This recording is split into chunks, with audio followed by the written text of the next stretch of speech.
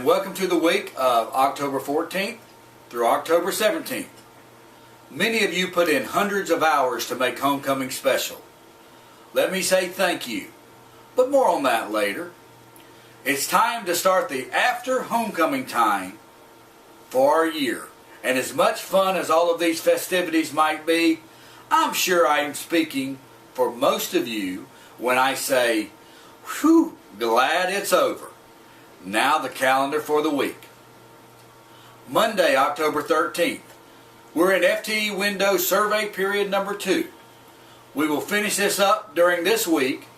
And as a note, FTE windows are extremely important to school funding.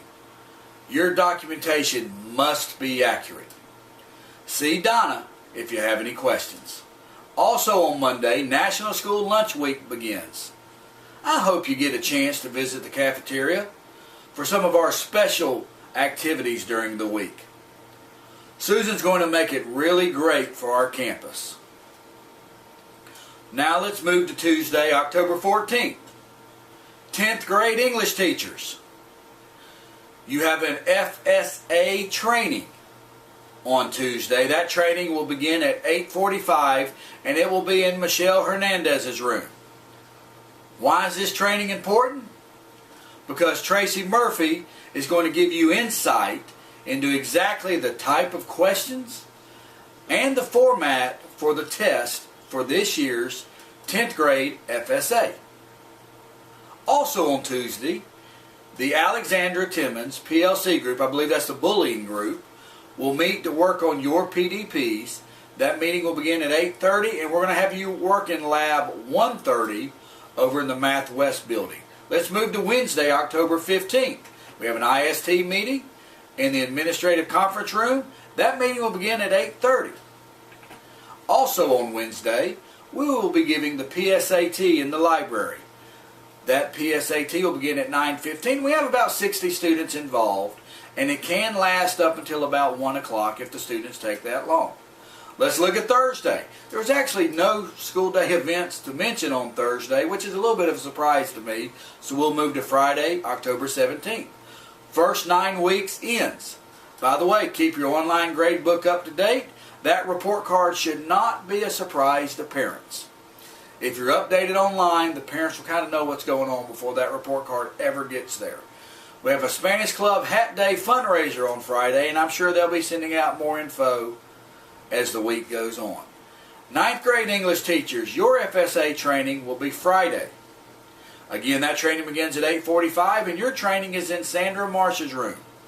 And this training is very important because it will help you understand the 9th grade FSA that all of the 9th grade students will be taking at the end of this year. So these FSA trainings are extremely important. Now hear this, now hear this. On Monday, October 20th, we have a planning day. I'm not scheduling administrative meetings on that day. I know you need time to plan, but there's also some activities that need to be wrapped up before the second 9 weeks starts on Tuesday, October 21st. So please take care of the following.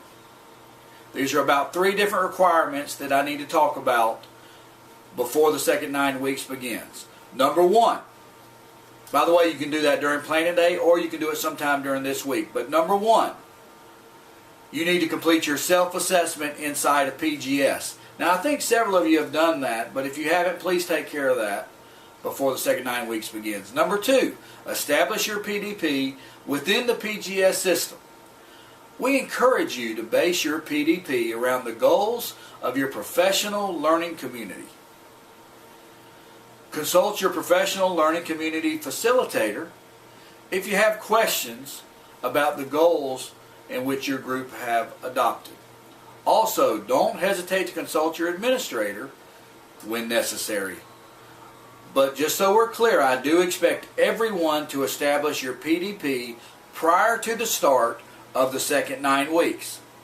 By the way, Tracy Murphy can also help with this process, and the Discovery Academy team is a great resource as well.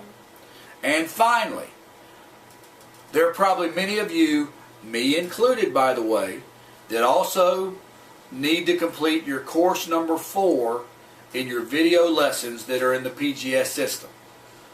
Course 4, as you might remember, was the only one that we did not have to complete during pre-planning.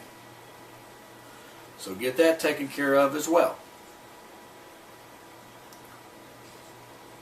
Now we'll move to the tip of the hat segments.